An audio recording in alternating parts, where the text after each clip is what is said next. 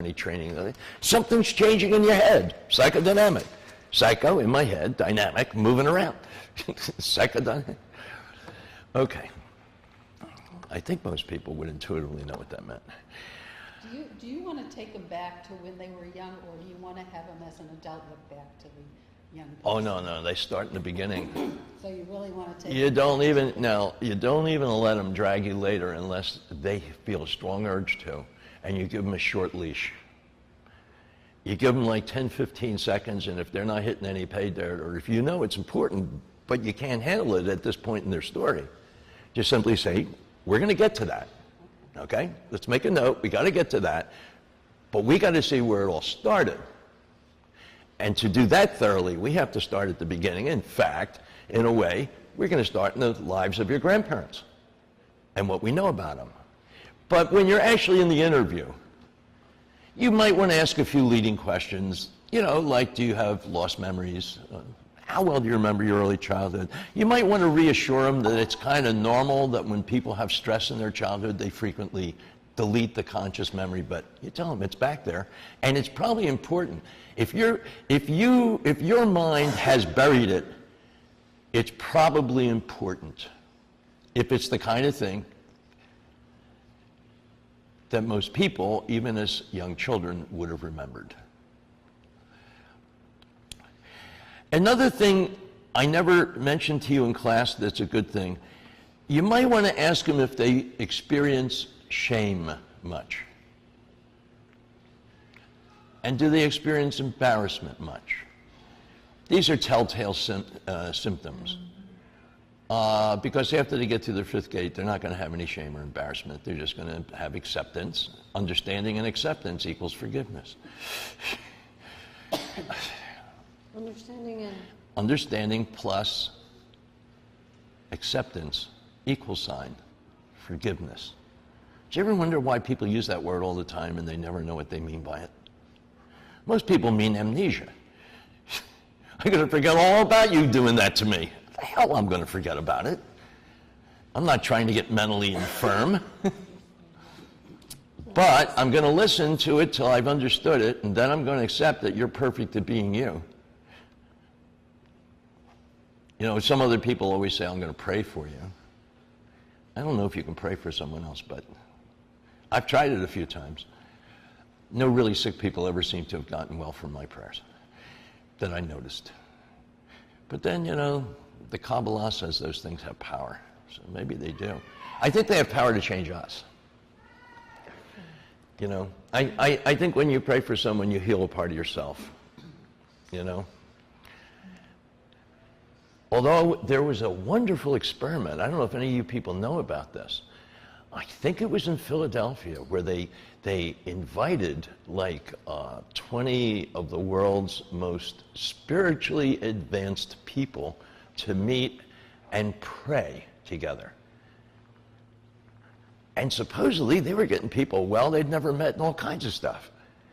So probably, I don't know a damn thing about this subject, so let me change the subject. Consciousness, yeah. If there's two or more, maybe. It's a collective consciousness. Lots of different... Oh, that's what a minion is, 10, huh? 10 is a minion, okay. Okay. Yes, Mark? Before you said asked if they had experienced shame or... Shame or embarrassment? Humiliation or something? Yeah. What about extreme fear or pain? Are those key? Oh, when you interview them, I didn't even think of that. You probably want to ask them if they're suffering any physical pain. And by the way, if they are, or they have, and you also want to ask them, do you have any fairly stressful things coming up in your life? Going to court for a divorce, child's in the hospital, you got to go in for an operation in 30 days. You probably want to ask them to delay their 5 gates if it's a practical decision to when they're not under those stresses.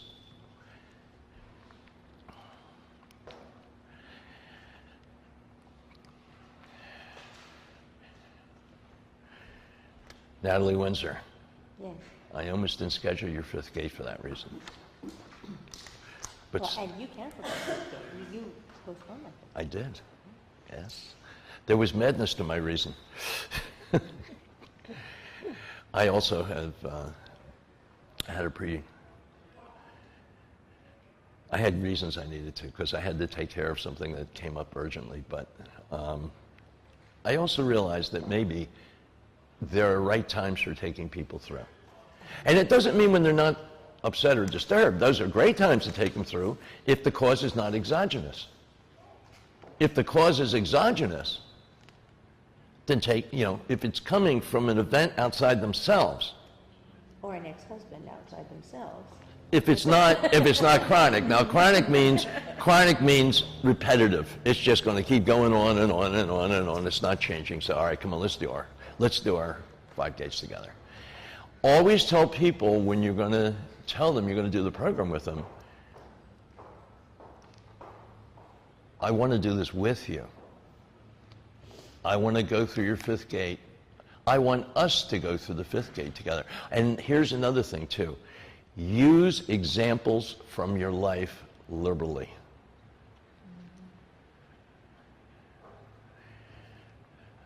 Because it loosens them up.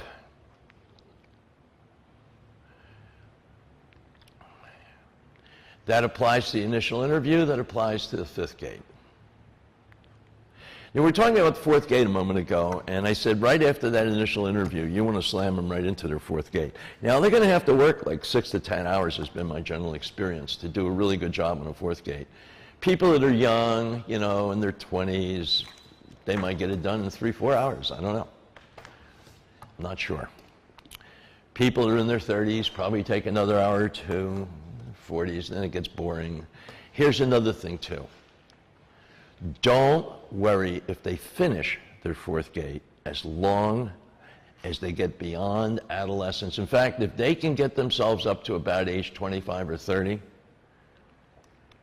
don't tell them this in advance, but let's say you have scheduled a 5th gate and they say, I'm not ready. You say, well, how far along are you? Oh, I'm still 7 years old. No, okay, well, you better get back to work. We'll have to reschedule. But if they say, well, that adult section is so long and everything, don't worry about it. Come on in. You did your childhood thoroughly, you did your adolescence thoroughly, bring it in. Now, here's something I haven't done with you folks. And I used to do this, and it's a good idea. Tell them to bring their 4th gate notes with them, but that you're not going to read them, which you won't. And be sure to tell them before they go home to do their 4th gate, you must tell them, I'm never reading this. This is to prepare you personally to take the best 5th gate you can. But tell them to bring your notes and tell them why. In the course of your 5th gate, I may want you to take a look at your notes to see if possibly you're forgetting something that's important, in case you're nervous or you're. And also, it has one other very powerful effect. They usually don't forget anything that matters, by the way. And usually if you do that, and you stop them, say at about age 10, 11, and you say, take a look in your first 11 years of notes. They probably won't have anything significant they overlooked, but it is so therapeutically powerful for them to be able to know they didn't overlook anything. Because you remember, like when you got to the end of your 5th gate and you wonder, gee, maybe I forgot to bring something up that was important. It's very nice for them not to have that feeling. So you want to try to periodically lock in segments, childhood. Okay, let's just take a look at your childhood notes. Let's see if maybe there was anything you might have forgotten to tell us or forgot to share. And do the same thing with adolescence. Don't do it with adult life, because it's mostly irrelevant. If they're going to change how they feel, it's going to happen by the time they've finished relating with you and you helping them by the techniques of the 5th gate by the end of adolescence, certainly. And one other thing. There are a lot of very personal questions in the adult section. Don't cover them. I hardly covered any with any of you. And that's because by the time you're an adult, all that stuff is symptoms. It's no longer causal. They get the illusion that it's causal when they think about their life. Remember, they're used to thinking about their life today, yesterday, day before yesterday, day before the day before yesterday, whereas we have to start grandma, grandpa, mom, dad, and so we go the other way. That's a big piece of the power of the 5 gates, is our going the other way.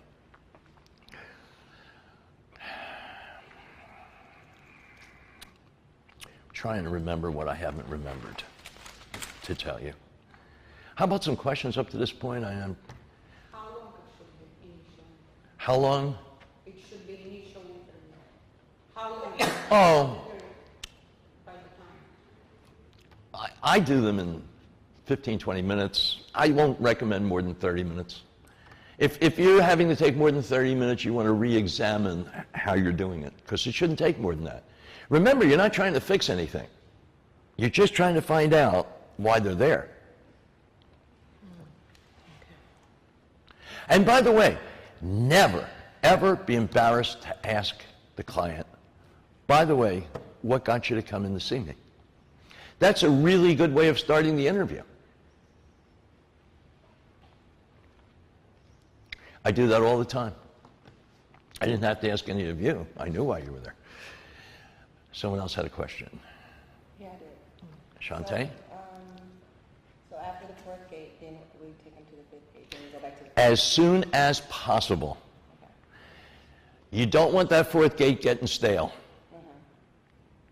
I have noticed a definite relationship between the effectiveness of the program when you start the 5th gate the day after they ended their 4th gate, or within 2 days, and people that have put it off for 2 weeks. Now, I've had both varieties. The ones that put it off for 2 weeks, first of all, it's a lot more work for you getting their head back in that place. And second of all, it's not fresh enough. It really should be fresh. And another thing you want to ask them before you start your 5th gate with them. Now, I'm picking up all kinds of random notes, things I've forgotten to tell you. Always do a thorough job of asking them how did they feel when they were going through their 4th gate, and get as much detail on that as possible. Hey, they're going to tell themselves. They're going to tell you all the damn stuff that you're going to need to work on in your 5th gate if they do a good job of describing their 4th gate feelings. It's their feelings. And a lot of people that are troubled, they can't talk about their feelings. But I've had a lot of people do more than half of their 5th gate for themselves while they were doing their 4th gate. I've had a lot of people. They start seeing connections because they never sat down ever before in their life and tried to remember their life sequentially, or tried to really stop and objectively think about what were their parents like when they were young. And a lot of times, just the questionnaire and a thorough 4th gate will do a decent piece of your work on the 5th gate. And you want to ask them that. You want to say, how did you feel? Do you feel that the 4th gate we're going to make the great progress today, but did you make progress in your 4th gate? Did you see some things you had forgotten or overlooked or whatever? These are great things to ask them, and never interrupt them if they start talking about them. Unless they're like really moving into space, but let them talk. They're going to tell you everything. They're going to tell you everything, especially if they paid your money. They're going to tell you. Now, 5th gates, you all went through one. They usually take a minimum of 3 hours for me, and rarely 7 hours like I did with And me. and yours was long too. Hers was over 7 hours. Yours wasn't that long. Pretty close. Really? God, how time flies when you're having fun. Shantae. I was just trying to make sure, so the order is backwards, that's what I was getting at, so, right, that's what you... Well, you'll have to unscramble this stuff. I'm now coming off the top of my head. Marvin made the point great when I first met him. I think he was polite enough to wait for the second time we saw each other when he said, "You don't have any damn program materials here, Hal." And he got the spurs in my side, and he got me writing some. And in fact, I've written for you folks a form for your clients to sign. Excellent. Yeah, you got to get them to sign the form. It's very important. And I think the form was designed for here, and I think I omitted one thing from it. I think I'm going to have to correct it. I don't think that, and I'm not sure, if you read it, maybe you can correct me. Did I put it in indemnification to the trainer themselves in the form? That the client, here